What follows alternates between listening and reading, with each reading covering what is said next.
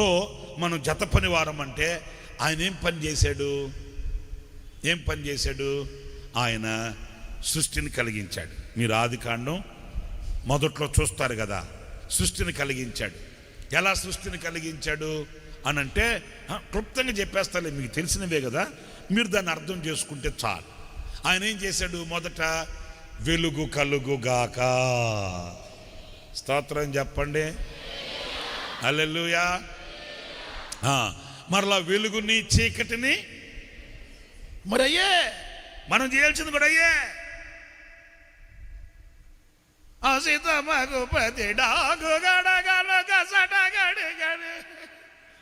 పాడి పాడి పాడి మళ్ళీ మధ్యాహ్నం మ్యాట్నీలో ఉంటాడు.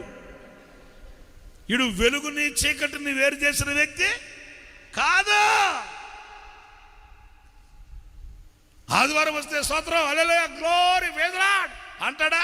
మళ్ళీ సోమవారం నుంచి నోరు తెరిస్తే బంగాళాఖాతం. అదే నోటుతో ఇది మాట్లాడతాడు, అదే నోటుతో చీకటిని వెలుగుని వేరు చేసిన వ్యక్తి కాదు. గనుకయే ఇతడు దేవుని జత పనివాడు కాడు. దేవుని జత పనివాడు ఏం చేస్తాడు? చీకటిని వెలుగుని వేరు చేస్తాడు. అవునంటే అవును, మనసులో ఒకటి పెట్టుకుని పైకి అట్టకుండా మాట్లాడు. కొంతమంది ఉంటారండి, కిందనే కుంగుటేళ్ళు తగ్గొట్టేస్తారండి,